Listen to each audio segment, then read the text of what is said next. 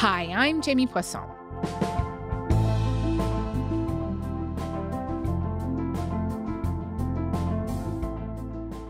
Let me know if I'm alone in this experience, but before every election, I end up overhearing people in my family or my friends having the same conversation. They talk about their voting options. Then someone inevitably asks, "Can you believe this is what we have to pick from?" Couldn't anyone find a policy platform or a leader I actually want to vote for? Well, last week, a new federal party officially launched itself, trying to be an answer to exactly that kind of fatigue. And the party already says it's running candidates in by-elections next month. The Canadian Future Party is pitching itself as a centrist option for people sick of the Liberals and the Conservatives. And the party already says it's running candidates in by-elections next month. This announcement made me wonder, what did the people behind this see as so broken with our political landscape that they thought we needed a new party? Why would Canadians vote for centrism at a time when they're clamoring for change? And what does a party defined by holding the center of the spectrum actually believe? So I'm talking to Dominic Carty. He was formerly the leader of the New Brunswick NDP and the education minister under New Brunswick Premier Blaine Higgs's progressive conservative government. He is now interim leader of the Canadian Future Party.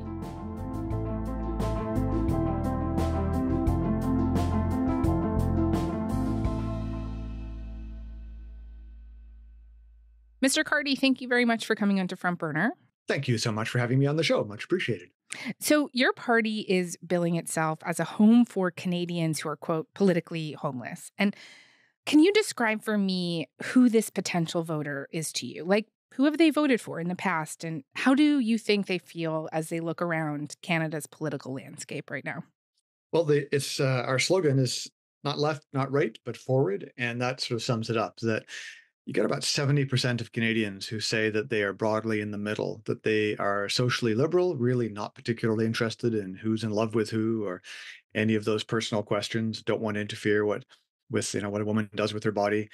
Uh, Equally are fiscally responsible, support government programs, absolutely, but want to see them deliver results, that recognizing that if we spend public money, that there should be results for the public that comes from that spending. And there's no contradiction between expecting results from the public service and being a supporter of government programs. So that's our goal, is we want to have a program that really talks about making democracy deliver for Canada. Because if democracy isn't seen as delivering by voters, it opens the door to the sort of dangerous populism that unfortunately I think that we've seen Mr. Poilievre engage in. And sadly, Mr. Trudeau has been the perfect foil for Mr. Poilievre by over-promising and under-delivering on program after program, spending that does not appear to be connected to results at all, a growth in a public service that's happening at the same time as the public service is felt to be delivering less and less to Canadians.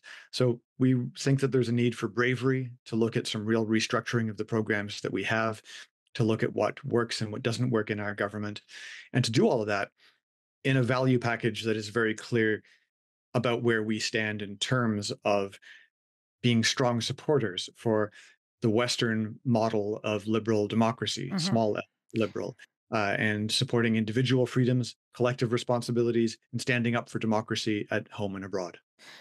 Okay, lots going on in there. So let's try and unpack that. I think if we could, let's start with the liberal side of the equation and just elaborate for me more on what you think the Liberals are falling short of here. Sure. We have people who have been drawn into the leadership of the Canadian Future Party from all different parties. And we've had lots of Liberals join both before our launch last week. But then in the last week, so many people on the organizational and policy side who had backgrounds in the Liberal Party saying, thank God there's a home for people who are talking some sense, that there's been a real concern throughout the time that Mr. Trudeau has been Prime Minister, that he has done a great job of making announcements, making apologies, giving speeches, but the delivery hasn't been there. We still have First Nations communities that don't have drinking water. When I was education minister, I worked for nearly 18 months on negotiations with the federal government around signing the $10 a day childcare deal for New Brunswick.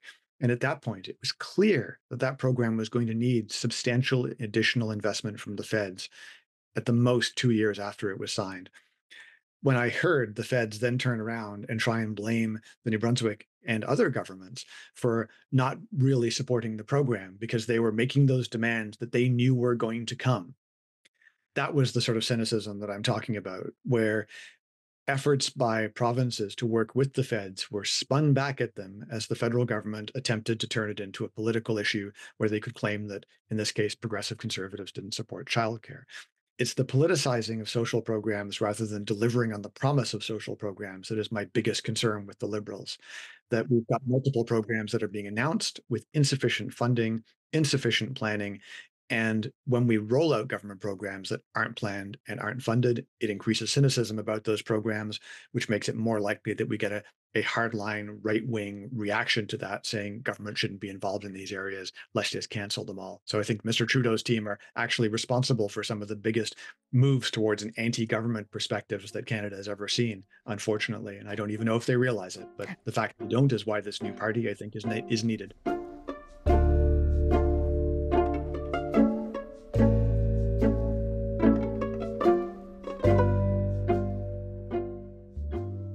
I just want to pick up on childcare as an example there. I take your point that there have been real issues with the rollout of that program, but there are still a lot of people that are currently using or benefiting from that program and are getting, substantially discounted daycare fees. I'm one of them. I just want to be transparent there. So, how would you respond to the argument that, it's not perfect, but this is a program that people have been asking for decades? Mm-hmm.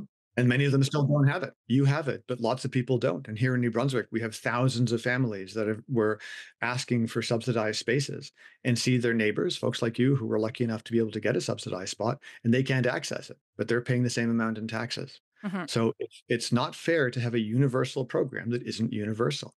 Because if you do that, it just increases the perception that there are winners and losers, and it depends on who you know and whatever else. And in many cases, that's not even true or fair. But if you don't have government programs delivering for the public, and instead they only deliver for some people, it makes people more cynical, which is one of the reasons Mr. Poilievre hasn't committed to keeping it. Getting rid of it will be a disaster. It needs to be fixed and improved upon. But when we have the folks who are launching these programs, whether it's the early childhood education program, whether it's pharmacare, whether it's dental care, all of these programs that look great on the first day when they're announced, but there is no substantial plan to make sure that they work in the long term. And that has got to be the focus, is making democracy deliver. Same as healthcare. I spent the last winter talking to university and high school students. There's a lot of young people who are on the left, much further to the old left than I am, who are really not pleased about the idea of paying a large chunk of their income in taxes for a healthcare system that, as one young person told me, my grandmother can't get a hip replacement surgery. My mother hasn't been able to get in to have an elective surgery, and I don't have a family doctor. Being told that our healthcare system is so great and wonderful and distinguishes us from other countries when Canadians can't access it increases cynicism about government. So what I'm hearing from you, correct me if I'm wrong, is really a criticism of the execution of these policies, right? And you started this conversation saying that your party's slogan is not left, not right, but forward, right? And so, are you taking issue with the Liberals and their political leanings? Do you think that they have gone too far left? Well, I think there's been an enormous focus on performative politics. When we say that we are not left and not right, but want to go forward, our basic position is that we are being, right now, kind of conned by our two major parties who act as though there's this left-right divide between people who want the government to do everything and the government to do nothing. First off, neither of those parties really believe that. Both of them believe in a mixed economy with the private sector making the money and public sector delivering on some programs. But when we talk about our politics in the left-right context like this, it forces those of us who are more or less socially liberal to say, okay, well, maybe I have to support the Liberals. But then with that comes this utter financial incontinence where they're just unable to keep control of the money that's spent or connected in any way to results for Canadians. And then you say on the other side, okay, well, if I looking for fiscal responsibility, I go to the Tories. But on the Tory side, you see that party embracing meetings with actual German neo-fascist members of the European Parliament. You see them taking someone like Roman Baber, who was expelled from Doug Ford's Progressive Conservative Party for his extreme views on social questions and his anti-vax perspective, welcomed as a candidate by the federal Conservatives. So there's this drive towards more and more extremism, more on the rhetorical side with the Liberals and some policies with the Conservatives. And that's driving people further and further away from a middle ground where we can actually sit down and talk with each other about how we make democracy deliver and how we make Canada better.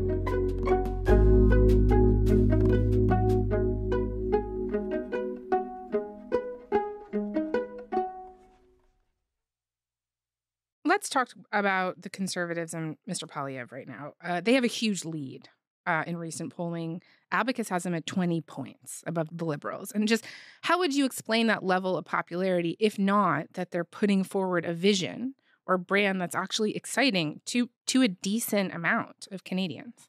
Well, first, I think there's absolutely not take away from Mr. Poilievre's success in uniting his party, largely by purging people he disagrees with and embracing some more extreme elements who would traditionally not have been at home in a Conservative party in Canada.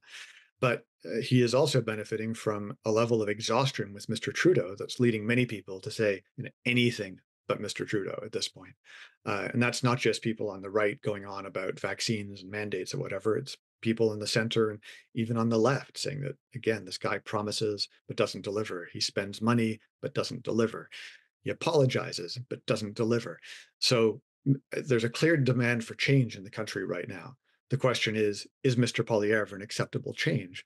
And I would argue he isn't, for some of the reasons that I've already laid out, that there's a tendency towards extremism there and in embracing voices that reject science, reject evidence, broadly line up with the foreign policy perspectives of Canada's enemies in Russia, China, Iran, that we see that the Conservatives, of all parties, rejecting the idea of spending 2% of our budget on defense at the same time as Europe is gearing up to spend 3% or more as we try and work to defend democracy in Ukraine and the risks of attacks against democratic Taiwan by communist China.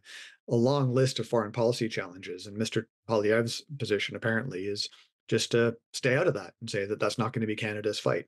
Well, I got news for him. That fight doesn't care about his feelings. And we have a massive undefended border across the Arctic with enormous natural resources becoming ever more accessible as the reality of climate change opens the Arctic. That has to be dealt with. We have a NATO commitment that we should be honoring because we are a democracy that should be helping to defend democracy so that we don't have to defend it here at home. Well, that's Poilievre's position too, right? The 2% spending. No, it isn't. No, it's not. Several weeks ago, he came out and said, I've talked to multiple journalists who have not paid attention to this. He came out several weeks ago and said the Conservative Party will not commit to 2% of GDP on defense. Let me come back to you on that one. Yeah. Okay. Mr. Carty, you know what? You're right. Won't you commit to meeting the NATO target instead of saying you would work toward meeting the spending commitment? I'm inheriting a dumpster fire when it comes to the budget. So every time I make a financial commitment, I'm going to make sure I've pulled out my calculator and done all the math. Because people are sick and tired of politicians just announcing that they're going to spend money without figuring out how they're going to pay for it. So, okay, that's an interesting... And I don't understand why this isn't getting more attention when this is, again, further evidence of the fact that built on his votes against Ukraine, on totally spurious grounds, claiming it was about the carbon tax, various efforts to try and play footsie with the extremists linked to the American MAGA movement, and beyond that, to the efforts by foreign dictators to influence the democratic discourse inside Western democracies, that's clearly happening in this case. There's an abandonment of the Atlanticist position that has always marked the Conservative Party's defense policy. Before the reform period and the creation of the new party, Stephen Harper was as much an Atlanticist as Brian Mulroney. Erin O'Toole was even more so than most of those folks. What we're seeing now is a wholesale reversal of that position. And that's leaving us in Canada with no party committing to 2% of its GDP on defense within the next decade. The Liberals are saying, maybe 13, 15 years we'll buy some submarines. That's not a serious plan. We're talking about the need within 5 years to get to 2%, and within a few years after that to get us above that to 2.5, 3, whatever makes the most sense as part of a broad foreign policy and defense review. Right. Mr. Carty, I have been to many of Mr. Poilievre's rallies, and I have to say the majority of people that I have spoken to there are not kind of talking about Mr. Poilievre's positions on the World Economic Forum. They're talking about the policies that they like, that he's proposing on housing, on axing the carbon tax. And you mentioned before climate. What is your party's position on the carbon tax? The carbon tax has turned into a massive political distraction that's got nothing to do with carbon taxes, nothing to do with carbon, and is just simply about taxation. And of course, people don't like taxes. And the Liberals seem to have forgotten that the whole point of a carbon tax was that it was supposed to be something people didn't like, made them pay more, and thus changed their behavior. Instead, their endless claims that they're actually giving most people more money back totally undermines the whole point of it. So the carbon tax is dead because it's no longer achieving its goal of changing behavior. And it is so confused in its delivery that no one even understands what it's for. Do you think it's not changing people's behavior? I mean, certainly there's research to suggest that carbon taxes do change people's behavior. They certainly can, but one of the problems with the carbon tax is it's been rolled out by the Liberals. I'll take my province as an example. We're not blessed like Toronto, Ottawa, or Montreal is with multiple forms of public transit. People in most parts of Canada need to rely on personal vehicles, which in most cases are still internal combustion engine powered vehicles, to live and get around. And it can't, a tax really can't change their behavior except taking more money out of their pockets for other things like food and rent and so on. So what I'm interested in is technological solutions to climate change. That a tax on big polluters, a tax on the people who are causing the problems, I think is entirely appropriate. And we need to focus on game-changing approaches to deal with the carbon crisis, because I do believe that we have a climate crisis. But the methods that we're talking about for dealing with it are entirely inadequate. So we've got two ways of handling that we need to work on. So first, let's take advantage of what we have. We have a huge advantage with our nuclear industry. We have CANDU reactors that are tried and tested. We have an evolving small and modular reactor sector that isn't proven yet, but certainly has big potential.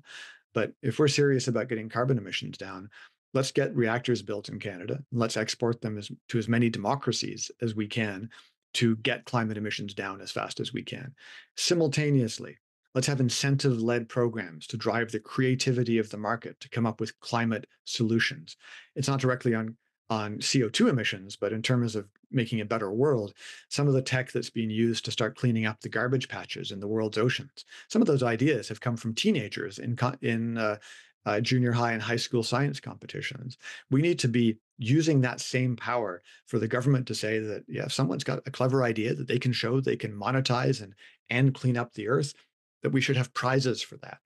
That's how we drove innovation in the aerospace sector over 100 years ago. And we went from the Wright brothers biplane flying 35 miles an hour for a couple of 100 feet to supersonic flight in less than half a century. And we did that in part because wealthy private individuals and the government offered incentives to people to drive innovation forward.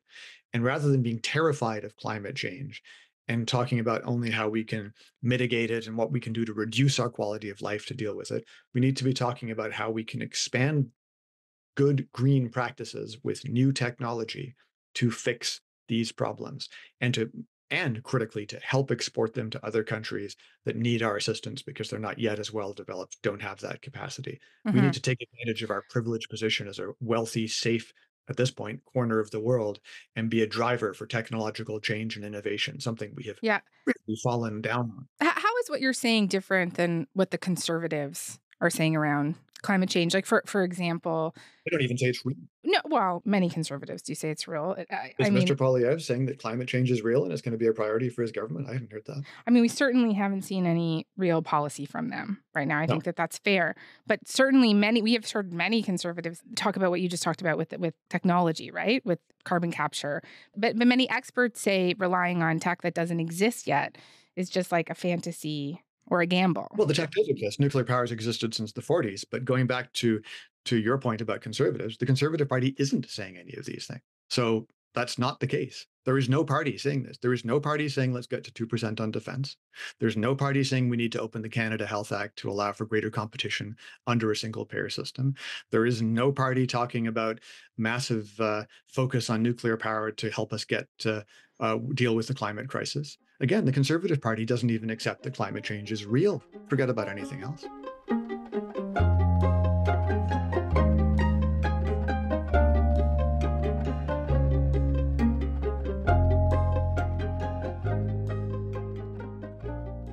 You mentioned before that you see your party as socially progressive.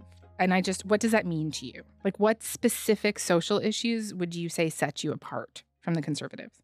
On the Conservative side, we are not going to, and some on the Liberal side, one of the weirdest things in democratic politics, or in politics writ large, is the small group of people on the left and the right who really love talking about sex all the time, either about how people should have it or shouldn't have it.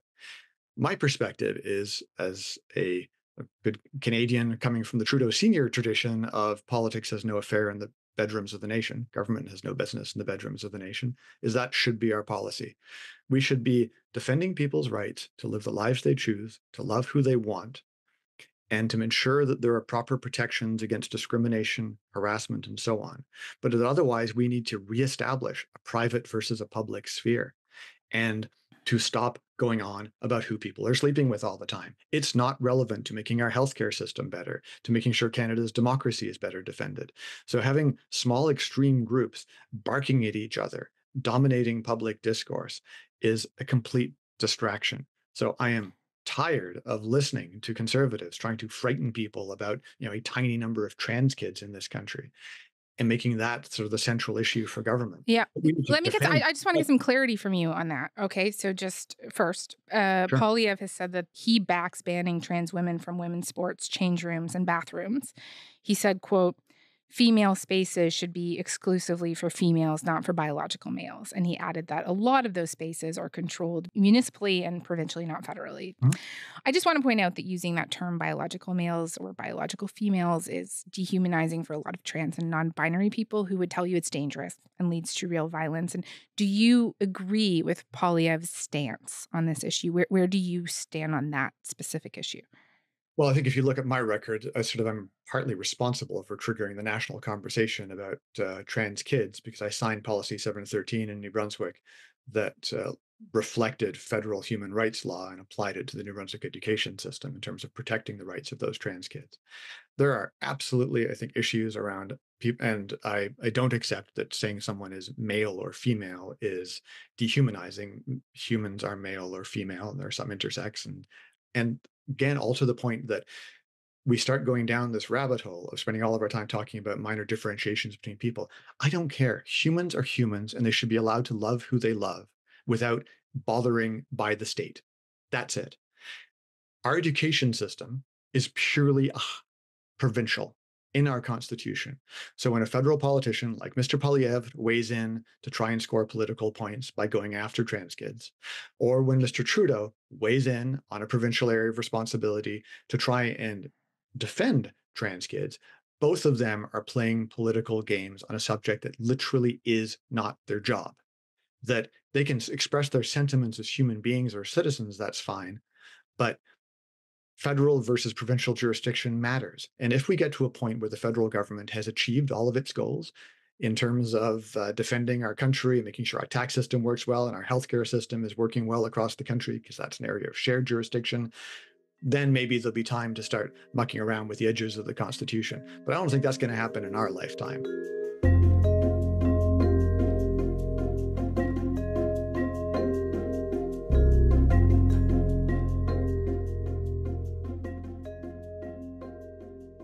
I want to ask you about something that happened to you this month. You were arrested for what you said was disturbing the peace, I believe, right? At a pro-Palestinian rally. You said you chanted "Free Palestine" from Hamas at protesters after police asked you to leave. And later on X, you called the demonstrators Hamas enthusiasts. Right. A lot of Canadians, I think you would agree with this, of course, feel orphaned from the major parties because of their stances on the war in Gaza. So I wonder if you could be clear for me. Do you believe Israel's attacks and the resulting casualties are justified in pursuing Hamas? I'm assuming you mean Hamas's attack on Israel, which prompted an Israeli response? I do. And then the really subsequent attacks that have resulted in casualties. That's a defense, right? The same way that Ukraine is defending itself against Russia by invading Russia, Israel is defending itself against Hamas's attacks on October 7th. Yep. So but do you think that what has happened in Israel and the resulting casualties are justified in that pursuit? I think they are entirely the responsibility of Hamas, that I support a two-state solution and a free and democratic Palestine, the end of Israeli settlements that violate international law, and encourage Israel to follow international law to the highest standard, which I have not seen, apart from instances which have been highlighted and are resulting in investigation and prosecution by the Israeli authorities.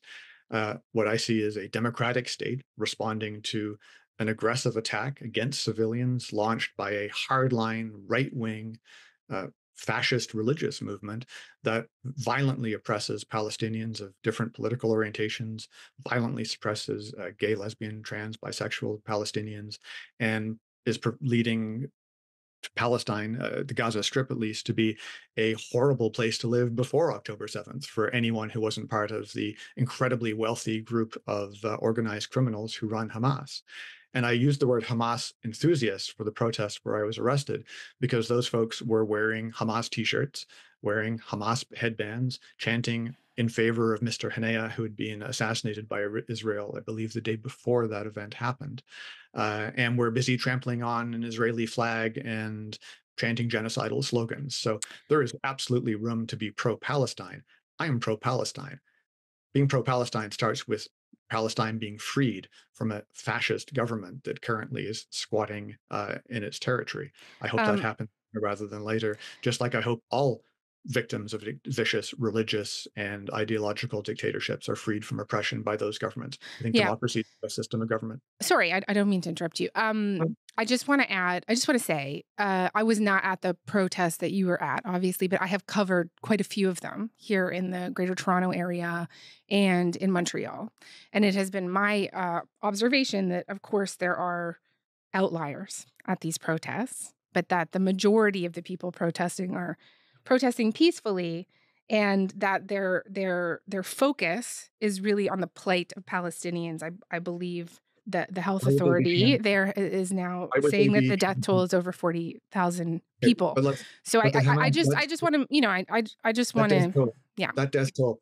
The Hamas Health Authority is a branch of Hamas. Yeah, which the UN has also said that it is in line, right? They have said that those numbers. If you look at the number, actually, the UN came out just last week and did a substantial revision downwards based on what turned out to be massively inflated numbers from Hamas, which include Hamas's claims so far publicly that not a single Hamas fighter has died, that all the people who died are civilians.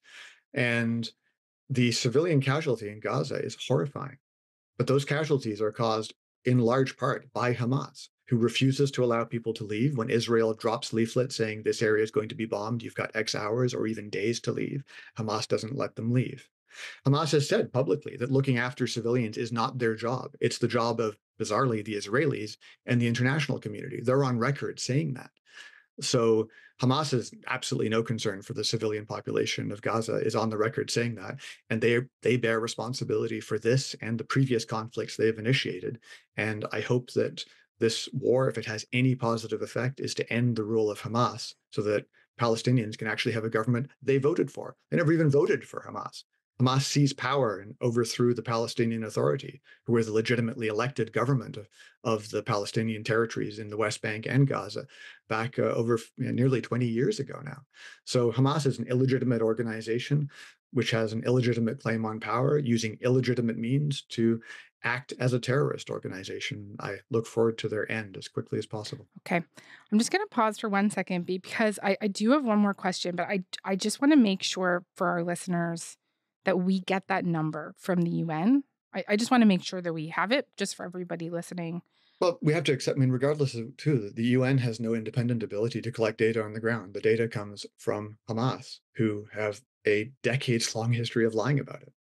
So it's, again, the continued reliance on a terrorist organization who relies on driving up civilian casualties to generate Western sympathy and to raise the funds that allow them to live the lives of billionaires in Qatar. I would, again, question the use of those statistics at all. We certainly did not rely on the statistics from other dictatorships in previous conflicts that Canada has taken a side in over the decades. And if we did, we asked for greater levels of data and clarity. Okay. You know what? We're going to come back. We're going to loop back at the end, sort of with those sort of updated UN numbers. I understand the context that you're putting around that, but I do want to give people those numbers. So just to end this conversation, we have been talking during this conversation about the appeal that you see for a centrist party. But around the world, we have seen centrist parties get quite trounced lately, right? In the UK and France, we know people in Canada have been clamoring for their material lives to change. Well, that's just not the case. The UK just elected a centrist Labour Party that rejected a more left-wing version and returned to a more Blairist version of itself and won an enormous majority. We've seen Emmanuel Macron's party, which looked like it was about to face annihilation at the hands of the extreme right, create an alliance with people in the center and the center left. Right, but his party did not do well, right? And certainly the Labour Party positioned themselves left of the Conservatives. Well, sure, Conservatives, but also very far to the right of where they were under Jeremy Corbyn a couple of years ago. And Macron's party came in, did much, much better than anyone expected. And that's after he was reelected as president a couple of years ago. So you've had France under broad centrist control for a number of years now. The UK has just returned to that position. You see in the US a return to some of those sentiments, with including a rejection of some of the more extremist organized groups that have been trying to push their way into left-wing parties, like the folks who position themselves as pro-Palestine but have only popped up in the last year and are functionally pro-Hamas. In other democracies, a similar rejection of extremism. It absolutely is the case that extremism on the left and right is on the rise around the world, which is why I think it's important to have a voice that recognizes that explicitly in Canada. Mr. Trudeau likes to describe anyone who doesn't agree with him as extreme. Mr. Poilievre is now claiming he's a centrist, which I find entertaining if somewhat bizarre, but is clearly embracing a number of policies that are extreme, because as a centrist, I don't think it's appropriate to meet with neo-fascists, which Mr. Poilievre has no problem with. So there is absolutely a moment of growth for for extremists, but there's also a growing movement of people in the middle going, can we please talk about how we fix our problems? Because Western democracies are the most miraculous political creations in the history of the human race. You know, they allow folks like us to have votes and voices and to complain about things. And have access to a level of material wealth that's unimaginable to a generation of monarchs 100 years ago, forget about regular people, and to have rights that were unimaginable. And those are all under threat, both from folks inside the country who don't get how fragile our institutions are and how they need to be maintained and upgraded for them to continue to work and to be looked at in the context of changing technology and societal evolutions. But we also have aggressive foreign actors who have made it their explicit foreign policy goals to dismantle what they call the Western rules-based order, the rules-based order that defends rights for women, gay people, for democracy, for the rule of law, for anti-corruption efforts. And those forces concentrated in Moscow, in Beijing, and Tehran have created an alliance of other bad actors around the world who do not offer their citizens democratic rights or freedoms, and they're coming after us. And our naivete that somehow we're so special and privileged that our system is going to persist is utterly delusional. The democracy in its current form, with rights for most people most of the time, is an incredibly recent phenomenon and incredibly limited the number of countries it's been tried. When it has been tried, it nearly always works better than anything that's ever been tried before, but that's what makes the dictators spooked about it. So we've got to get ready to defend what we could call Canadian values. And I don't mean that in some 19th century reactionary term. I'm talking about defending the rights, again, of women, of gay people, of rights of business people to have a business that can't just be taken away by someone in government when they decide that they would like to have access to its profits.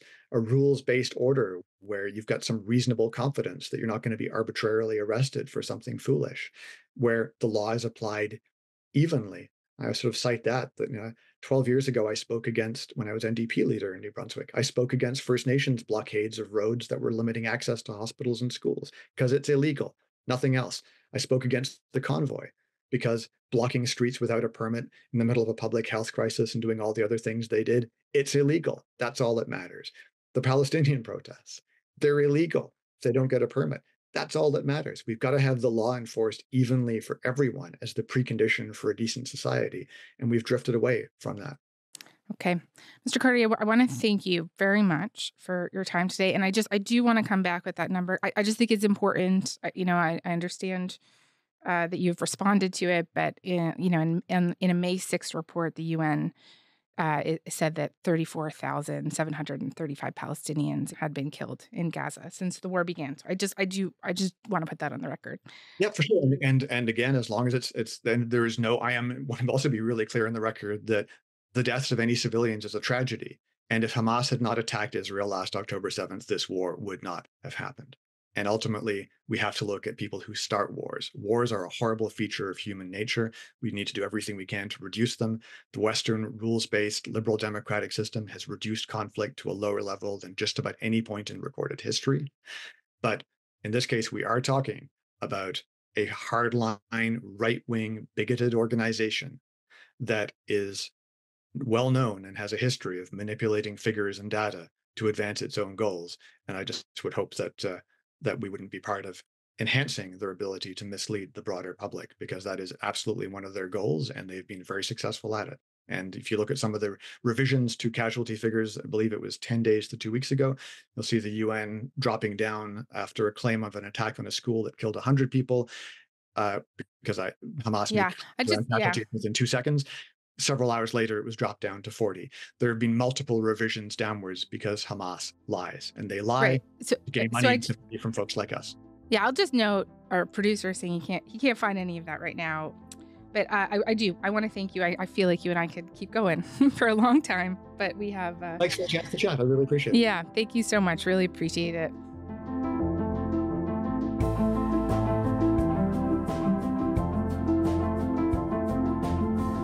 All right, so before we go today, I want to add one last clarifying statement about the casualties in Gaza. I know this is a very charged subject, but I do want to ensure that you're given some additional context I didn't have at my fingertips earlier. Those numbers I read from May were obviously not current, but that was the month that the UN did make a revision to the number of casualties they believe are women and children. That proportion was lessened, but the UN clarified that the overall number of deaths was not revised down.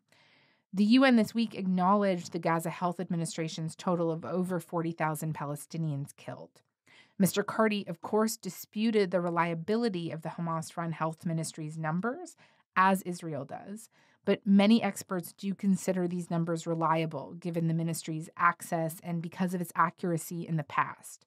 Omar Shakir, the Israel and Palestine director at Human Rights Watch, says everyone uses its figures and that, quote, in the times in which we have done our own verification of numbers for particular strikes, I'm not aware of any time which there's been some major discrepancy.